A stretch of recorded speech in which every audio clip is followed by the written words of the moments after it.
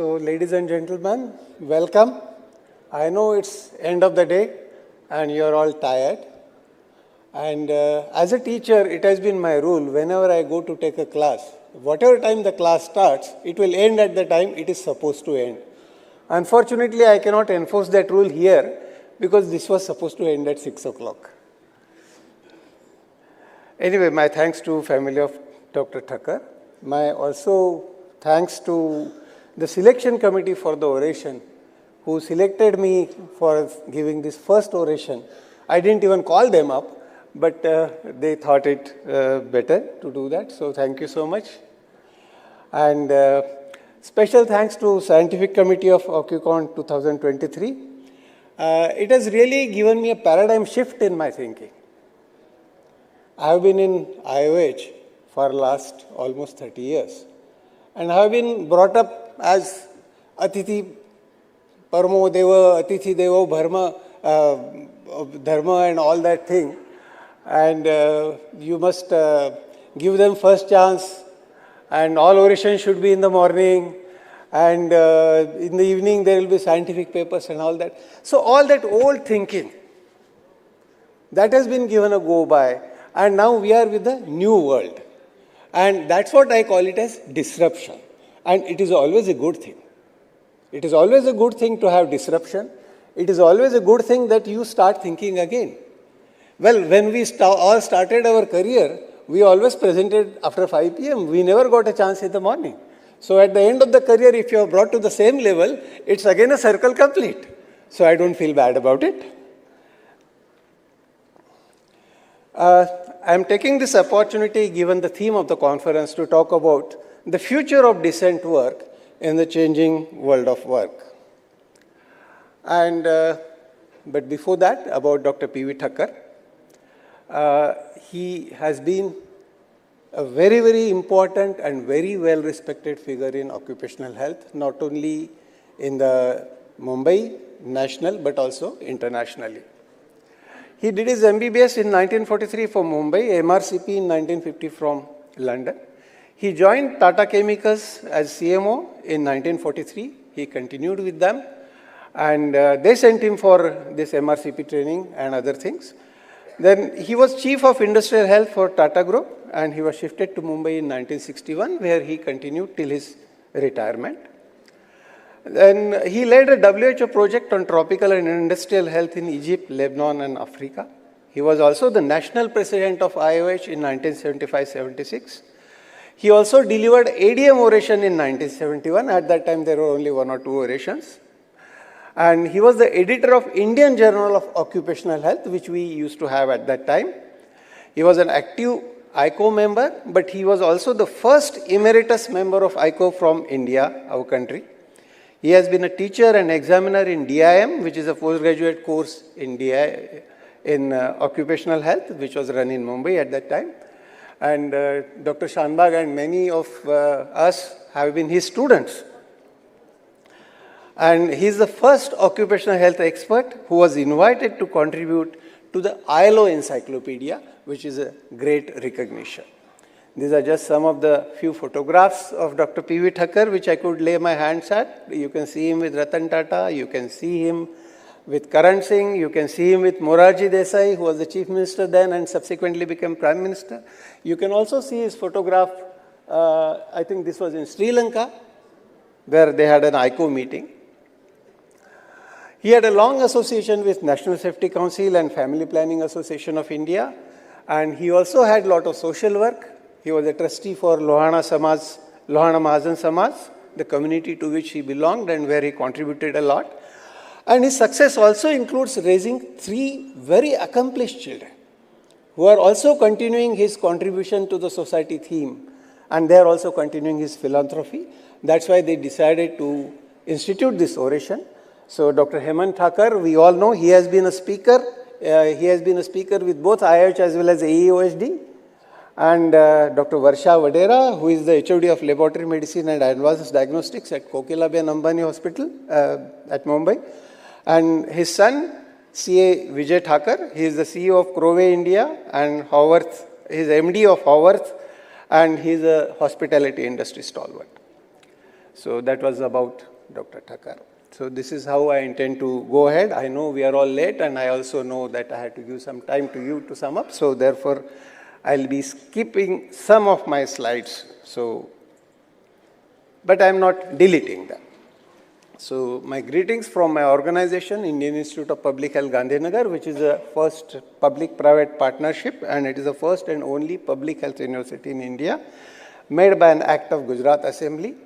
The mandate is teaching and research, projects and consultancy, training programs, various on-campus programs.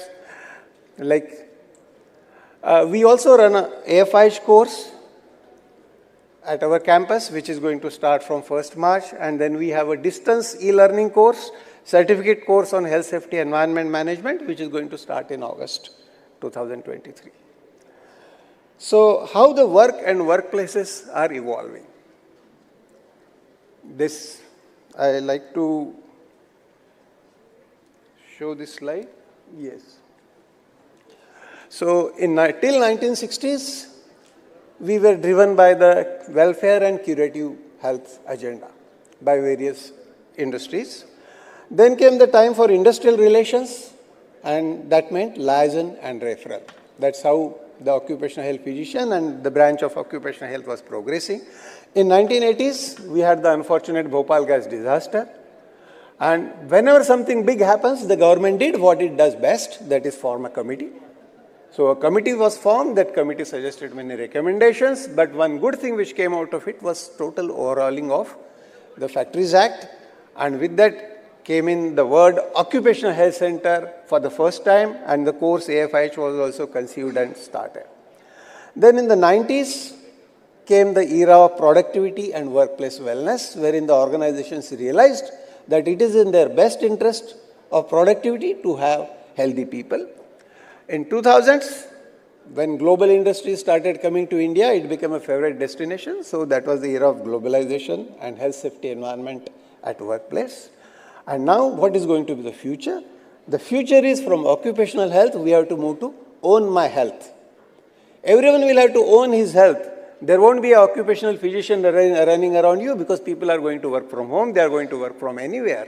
So they have to understand what is occupational health, and occupational health physician will have to be a facilitator rather than a doer. ILO had this theme, safe and healthy future of work, in their World Day for Safety and Health in 2019, just before the pandemic struck us. And this is how the future of work in India is going to be shaped according to ChatGPT. So there are going to be advances in technology, increasing adoption of automation, artificial intelligence. There will be job displacement in various sectors. So especially the routine and repetitive tasks are going to be affected most. Then there will be new jobs in data analysis and programming, which has already happened. There are also changes in economic environment. There is a gig economy, increasing availability of online platforms, and growing number of employees who want to have flexible working arrangements. We have seen that after COVID, many employees refused to go back to the workplaces, and they said, we'll continue to work from home. If you don't want us, we are leaving and we are going elsewhere. And a lot of industries are still allowing that. There is also a shift in demographic trends because the focus is on skilling and reskilling. We have to unlearn. What I learned in IIH in the early days, now I need to unlearn so that I can join and I can understand and I can be with my young friends. So we have to do all that. Then increasing need for digital and technology skills that we all need to have. And there is an investment towards skill to thrive in the digital age. That is a must. So this is the employment pattern that we saw. These are various references. And what we see here is India is still having about 50% of workforce in agriculture, almost 25% in manufacturing, and almost 29% in services. And this is 2012 figures which I could get, so they are increasing further. So with that, I'll come to the framework for decent work and occupational safety and health.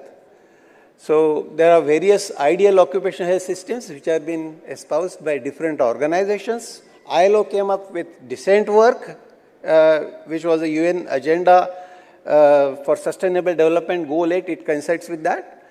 Then there is healthy workplaces, global model for action, that was by WHO, which has been discussed well in the conference. And there is total worker health perspective by NIOSH. All three have different parameters, but they are more or less the same objective that we see. So decent work has three things. One is pillars of decent work. There are 4 pillars of decent work. Then there are determinants of decent work. That is, there are 8 determinants, which are the factors which influence realization of decent work, both positively as well as negatively. And then where these pillars and determinants interact, because pillars are the strategic objectives to promote the decent work, where they interact with each other, there will be occupational safety and health aspects at the intersection. So these are the 4 pillars of decent work: employment creation, social protection, rights of workers, social dialogue. And each of the above, they have occupational safety, health aspects. So we'll just see them very briefly. So employment creation, because there is a technological displacement of jobs, which we are seeing very prominently in last 2-3 years. The retention of older workers, then reskilling and upskilling of workers, development of quality work, and good employment. This is the perspective of employment creation, you can say. When all these things are fulfilled, then only we can call it as good employment.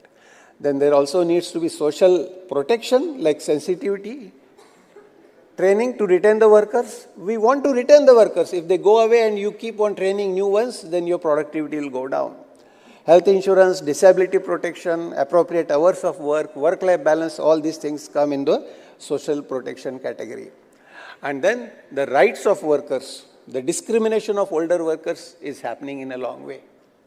Whenever you want to right-size your organization, you say, oh, let the older people go first. But at the same time, your longevity is increasing, and therefore, the health is also improving. So therefore, there is more need for them to work. So we are at a crossroads. Then there are gender sensitivity to physical and psychosocial risk and psychosocial safety climate. And then there are 3D jobs: dirty, dangerous, and demanding. And who is doing these kind of jobs? Migrants, people at risk, disadvantaged people. We'll come to that. Then there is a 4th and last element or pillar of decent work is social dialogue. So for social dialogue, there should be tripartite consultation, participatory research, employee request for PPEs should be fulfilled immediately. There should be voluntary and autonomous agreements, and basically it should be bottoms-up models where employees are also involved fully. And it's not only top-down where management orders and employee fulfills. That is no more going to happen. That brings us to determinants of decent works, which are 8 determinants. So we will see them very briefly. So new technologies and new forms of work, demographics, globalization, informal work, migrants, pandemics, climate change, even that affects working life. Then OSH policies. So these are the industrial revolutions. We all know Industry 1.0, Industry 2.0, Industry 3.0, as we gradually progress from a steam engine to the technology.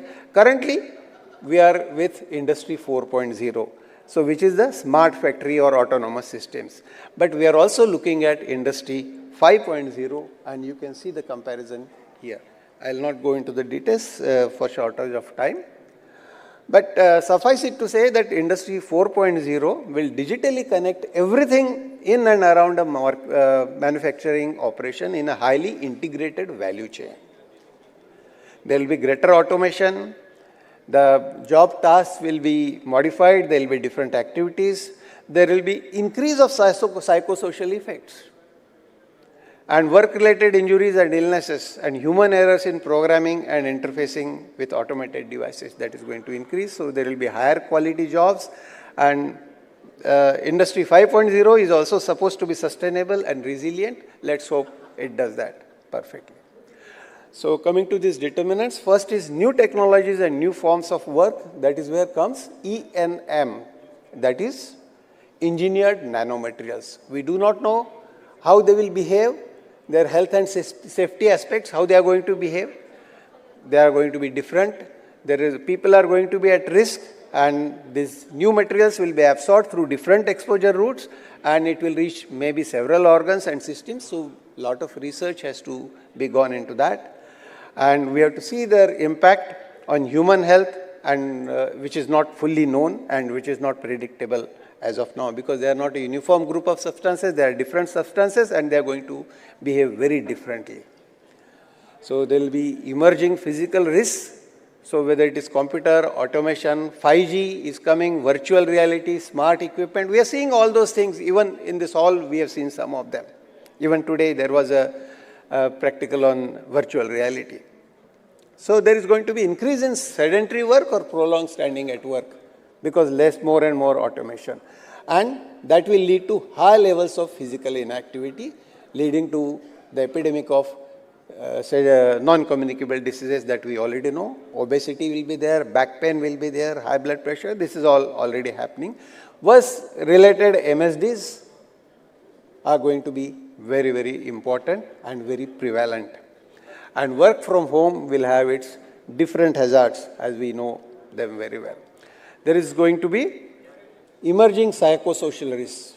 There has been enough that has been talked about psychosocial in this conference, so therefore I will not spend more time on it, except saying that technology has now led to work intensification. And this work intensification is going to take a toll on all the people who work. Then when it comes to demography, I have already said aging. Even this India pyramid you see, this is how we were in 1970 and this is how we were in 2015. So now this bottom of the pyramid has already started shrinking. So what has happened in developed countries 20 years ago is going to happen in India 20 years hence, and we'll have to be prepared for that. You can see that. So there is a bias against older workers for employment, retrenchment and VRS, as I said. But at the same time, there are some valuable workers whom the organization will not want to leave also. Then in demographics, another important thing is gender, because there is going to be increasing female participation in the workforce, but then because women do routine cognitive tasks which are more prone to automation, so therefore they have a higher risk of job displacement than the men. Unfortunately, that needs to be realized and planning needs to be done. Of course, I need not talk about gender discrimination, stereotyping and etc. Everyone knows the importance of gender diversity. And ILO has also identified 10 recommendations for gender sensitive OSH practice, so I will not go into that at this moment. Globalization is going to have impact on work. It has already had its impact on work, very strong impact. But countries differ by the level of their industrialization, their development, their political and economic orientation, their legislations and their welfare. So therefore, things are different in different countries. Work is becoming more flexible in developed countries, and it is becoming progressively informal in developing countries. What we have seen that even doctors are being put into informal category, occupational physicians are also being increasingly outsourced by various organizations. So that is a fact that we have to face. And precariousness at the work is one of the main and most serious consequences of globalization. And in developed countries, the precarious work usually materializes in the contractualization of temporary jobs, whereas in developing countries, job insecurity takes the form of informal employment. So work participation is decreasing, though the work gender gap is reducing. That's a contrasting thing. Then globalization is also affecting various working conditions and health. In developed countries, you see a shift of employment from industry to services. Their industry is reducing and their services are increasing, as we saw in that bar chart at the beginning. And in developing countries, there is shift of hazardous processes from developed countries, they are all coming to developing countries. So that is the way globalization is adversely affecting. So there is a need for universally acknowledged standards which should be applicable in all the countries. Informal work is a very important determinant. So people work without statutory OSH requirements. Companies want to cut taxes, so they want to take their organizations in those areas where there are no taxes or where there are no regulations and where HSE regulations are very lax. There are economic compulsions, so livelihood versus risk to health. So as they call, economics of health and health of economy. If you look at health of economy, then naturally the health of individuals is going to suffer. And if you look at economics of health, then your health of your economy is going to be compromised. So a proper balance has to be worked out in both of them. As we saw, there were hotspots of COVID, and they were with all informal workers, contract workers. That is what we saw. And the whole exposure, the human exposure throughout the working life, you see that in case of informal work. And also we know the Foxconn case, what was happening there, the suicides and stress and everything. Informal work is very closely related with migrants because migrants get most of the 3D jobs, that is dirty, dangerous and demanding. But now there is a fourth dimension which has been added to these 3D jobs. The fourth D is discrimination. They have been discriminated against. It has already happening and it is going to increase. And India, of course, you see this exploitation. This is about a Nike factory. Just do it, and then they had a lot of issues. Everyone is aware of that.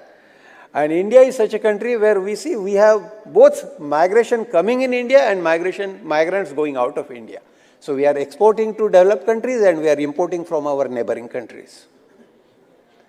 Pandemics, again, that is something we did not talk about 2-3 years ago, but now it has become an important thing. We have seen that what is the economic cost of COVID, how it has hit hard, and how there are more temporary jobs, informal employment, women and youth, they were the people who were affected maximum. Then climate change is not going to affect only the people and the climate, it is going to affect the working life very, very adversely. Extreme heat, air pollution, changes in vector ecology, malaria and other diseases increasing allergens. So your respiratory problems are going to increase. Water quality impact, if water gets polluted, if water is scarce, it is going to affect our lives and more of workers' lives. Environmental degradation and of course mental health is there. There is something known as eco-anxiety also. I will not go into the details of it. So climate change, it affects workers more than the general population. And there are going to be green jobs. There is a great opportunity for the green jobs with the climate change. I hope it is used positively. Then various occupational safety health policies and laws. How is the regulation? So it is again different in different countries. So global regulation is a significant driver of HSE and well-being at workplace. But it is existing in some countries, it is not existing in some countries. So what we see, the policy instruments, again, they can be classified into two, hard law and soft law. Hard law is something like Factories Act. ILO conventions which have been adopted by the countries, they come into hard law because it's a treaty which they have signed and they have no escape from that. So these are the various ILO conventions, we know them. And then there is a soft law. Soft law involves voluntary participation and reliance on consensus-based decision making. So ISO 45001, various other certifications, various agreements on telework, work-related states, etc., they all come into soft law. And then, so we need to find a balance between this hard and soft law, and HSE is not to be compromised. Developing countries are very late in ratifying the ILO conventions. So hard law is very slow to keep the pace, and soft law is very difficult to enforce. So that's why we have to find a balance between hard law and soft law. Of course, ethical issues also need to be considered and they are important. So there is again, crossroads. There is where we can see the pillars of decent work. These are the 4 pillars and these are the 8 determinants. And when they cross, at each level of crossing, there will be occupational safety and health practices. So that will make it difficult. So occupational safety and health should be a holistic life course perspective. It is not a one-time thing. It is something which has to go over the entire working life of workers. And we have to also understand the cumulative effects. It's not only when he is employed in my organization that I am bothered about. When he comes to me, he comes with some effects. We found that even GETs, the graduate training engineers which we recruit from IITs and other colleges, they all also have now started coming with noise-induced hearing loss without any occupational exposure, thanks to the mobile phones and the music. So occupational health, psychology, etc., we have to see the holistic public health oriented model of worker health has to be there. We have to address future issues, need to develop policies and practices for that. To summarize, the field of OSH must evolve to meet the needs of workforce for the future.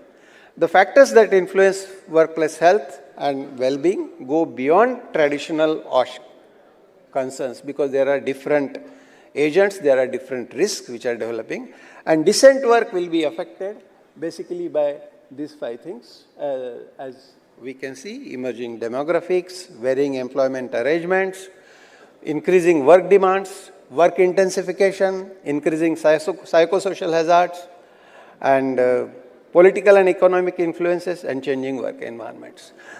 Now the question comes, what role can IAOH play into this? We also have a role to play, and what can we do? So our approach has to include government and enterprise level. We should produce fact sheets and so many other things. We have to create awareness among stakeholders. We have to remind key stakeholders to fulfill their obligations. We have to be their conscious keepers also in the organizations that we work. We have to promote preventative health and safety culture. Legal provision for newer occupational hazards, we have to promote them. We have to facilitate the soft laws by taking our organization, taking our management into confidence, and we have to produce maybe guiding documents like we had published in 2020, a document on immunization, a guiding document. Like that, we'll have to produce more and more documents. And basically, we'll have to undertake and promote and facilitate research to reach the unreached people, where we are not reached so far, because they also need OSH, rather they need OSH much more. And we all can contribute into that. So again, we have to become future ready, learn new skills, learn and unlearn, both are essential. Work for realization of workers' right to healthy and safe work, provide our research and professional capacities. We have to advise our organizations, employers, workers, communities, everyone. We have a big role to play. We have confidence of management, we have confidence of workers, so we have to use that in a positive way, and we have to, of course, facilitate effective transfer of research to practice. So there was a ICO working group on future of decent work, which was set up in 2018.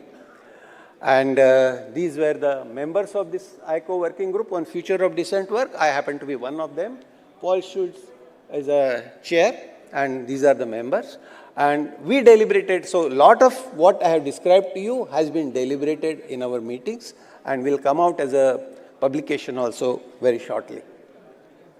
These are some of the references. And in the end, yes, this is my last slide, and this is my alarm going on that my time is up. Anyone doesn't know her? Oh, I'm sorry, I thought everyone will know her. She's Marie Curie. And Madame Marie Curie, she gave us radium, but did not take the patent. Compare it with COVID vaccines. She did not take the patent for radium because she wanted unhindered research. She had not one but 2 Nobel Prizes. And there were 2 more Nobel Prizes in her family. Her daughter and her husband both won the Nobel Prize each.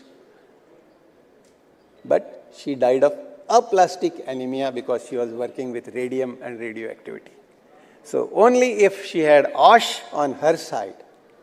So we have to learn from this past, because at that time they did not know the future. They did not know the effect of radioactivity on health. So now there may be many things about which we do not know. So we do not want more Marie Curie to go prematurely. So that's why we need to focus. Thank you.